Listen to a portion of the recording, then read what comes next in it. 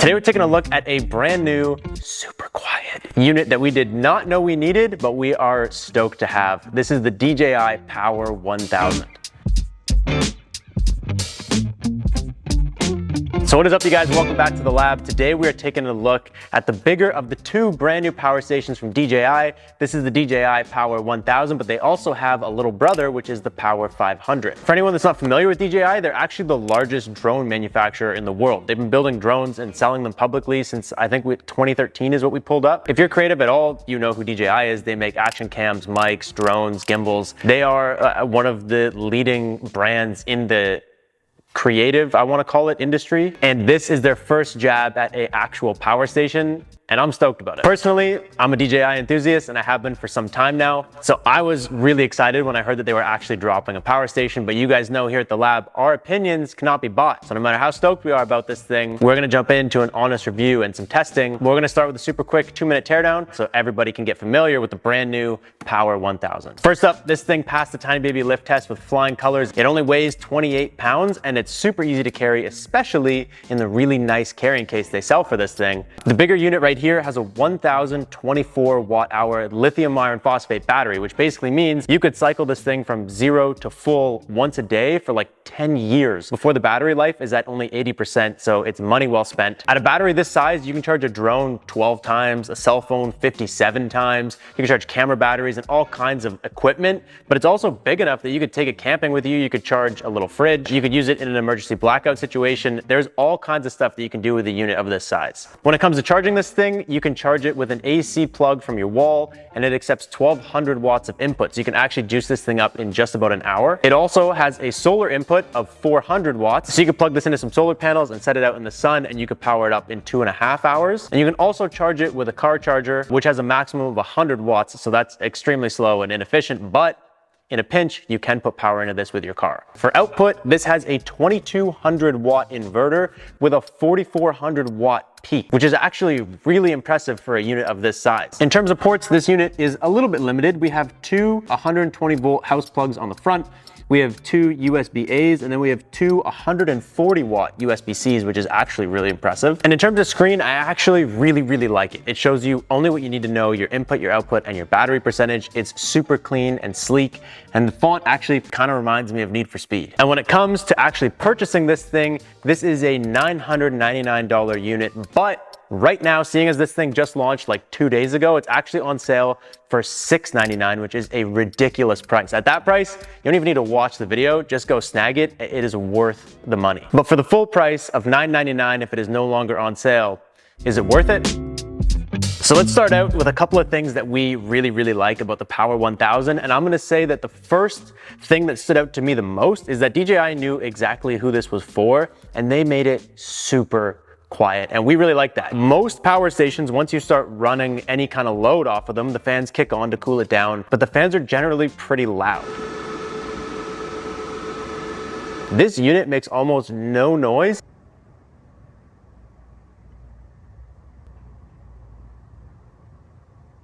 Until you get it all the way up to the 2200 watt maximum output that it does.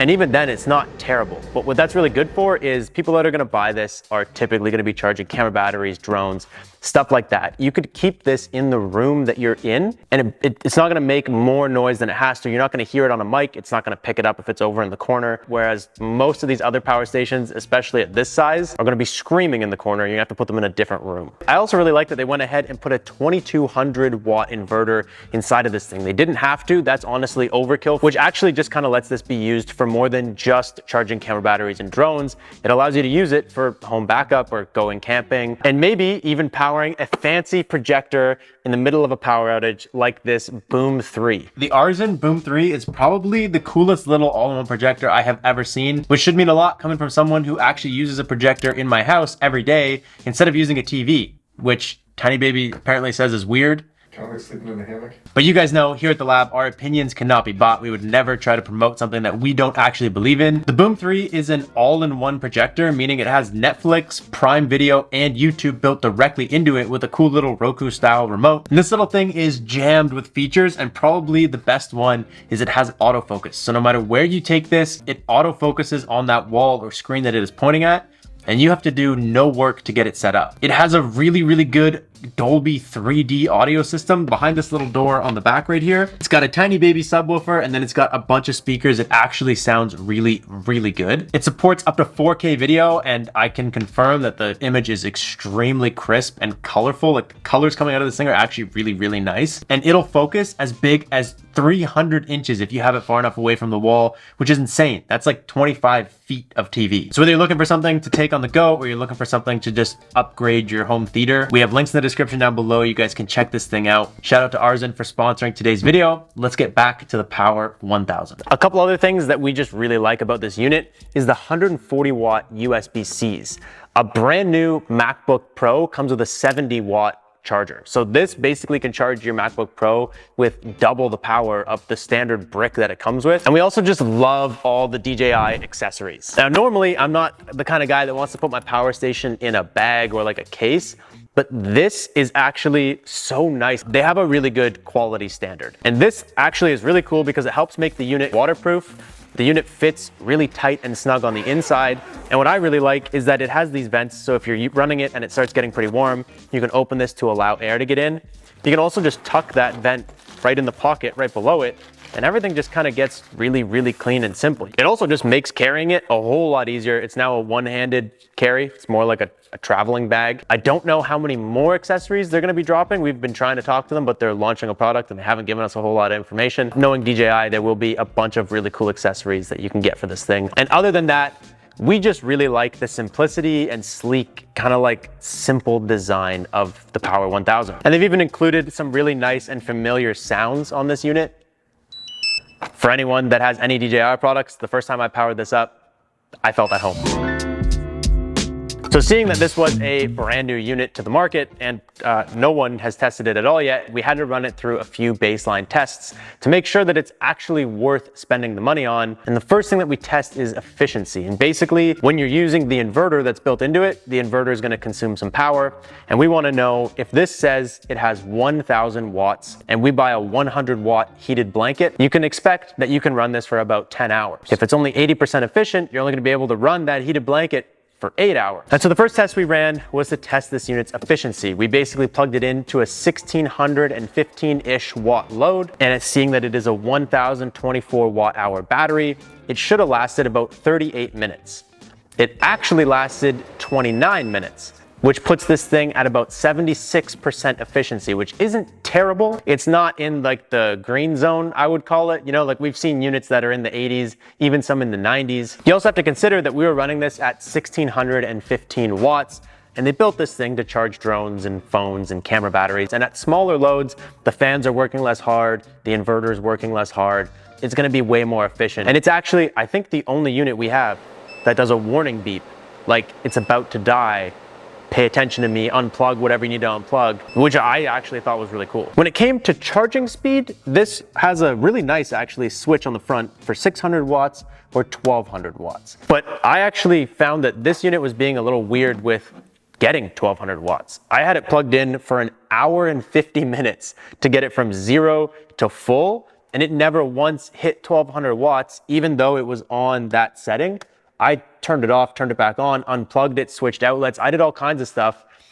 I don't know if it's just like a safety setting, seeing that the previous test we had drained it all the way to 0. But what I can tell you is now it's at 65%. If I just go and plug it into the wall with this switch at 1200 watts, it does charge at 1200 watts. DJI doesn't have an app, so I can't go into the app and see if there's any settings that need to be changed or anything like that. We also tested the surge capacity. So normally if it says it's rated for 2200 watts and then you run 2500 watts, technically that's like surge. It's not meant to do that. But I ran this thing at 2400 watts yesterday for like 20 minutes. and it never complained once. Here at the lab, we obviously love putting solar into units. Unfortunately, the adapter DJI sent us is a 100-watt car charger. They didn't send us the solar adapter, so we were limited to 100 watts, but I plugged a 200-watt panel, and this thing was charging at 99 watts. It's limiting the power to 100 watts just due to the adapter, but the solar input worked. And the last important test is pass-through. I was running a unit the other day with my computer plugged into it. The unit was getting low, the sun wasn't out, I couldn't put solar into it, so I figured, hey, I'm gonna plug it into the wall will charge it while I use my computer. It didn't work. It was the first unit we've ever had that didn't work, and it made me realize that it's really, really important to know. And the good news is that this thing does pass that test. You can have this plugged into the wall, 1200 watts of input going in, and you can run up to 1400 watts of pass-through. So it does limit your output. And when it came to the list of things that we like about this, it was pretty long. There is a small list of things that we don't like about it though. And I'm gonna start off, if anybody has watched any of our videos before, you know exactly where I'm going with this. The unit has no light. In the situation where you need power because you don't have any, such as a blackout, power outage. Sounds like a minuscule thing, but the power actually recently went out at my house and I was dragging a power station around and I was carrying it and I couldn't see anything because I couldn't also hold my phone. So having a light on a power station to me is a must. When units don't have lights, they lose points. The other thing that I just don't really like is that there's very limited plugs and ports on this. Now again, this is geared for a specific group of people. That's great. But for someone like me who wants to buy this for what it does, but also take it camping on the weekend and, you know, power my fridge when the power goes out. There's only two 120 volt plugs on the front. Two USB-A's, two USB-C's is decent, but it's nothing compared to some of the other units that we have. A product like the EcoFlow River 2 is only half the battery size, but it has 4 120 volt plugs and it has a 12 volt car charger. The C800X has 5 120 volt plugs and the 12 volt, and the list goes on and on and on. There's a ton of units that have a actual shitload more plugs and ports than this one does. I also just don't really like that in the world that they're launching this unit into, which is beyond drones and cameras and gimbals and stuff like that. Like they're throwing a unit into the portable power space. There's no solar port on this unit. They have these SDC mega ports. I don't have anything here at the lab that even plugs into that except the adapter that DJI makes. If you want to plug solar into it or anything into it, you need adapters, and that part drives me nuts. I just wish that there was more ports on this to get power into it. Otherwise, there isn't a whole lot that we don't like about this unit. It really did what it was built to do and did it really well and really quietly. And when it comes to comparisons, you guys know at the end of every video, we try to give you guys some options. If you are looking at this unit, I would just say go buy it. You can compare this to the Jackery 1000, the Anker C800X, both of which we have videos on. You can compare it to a ton of things. But at the end of the day, this unit is built for a specific niche. And if you're part of that and you're watching this, just buy it. Especially right now at the launch price, it's basically free. $6.99 for all this. So that is it. That is all we got for you guys today. I'm actually really curious to know what you guys all think about this brand new unit. What are some features that you would have liked to see? I will catch you guys next time. Thank you guys so much for watching. Peace out and stay charged.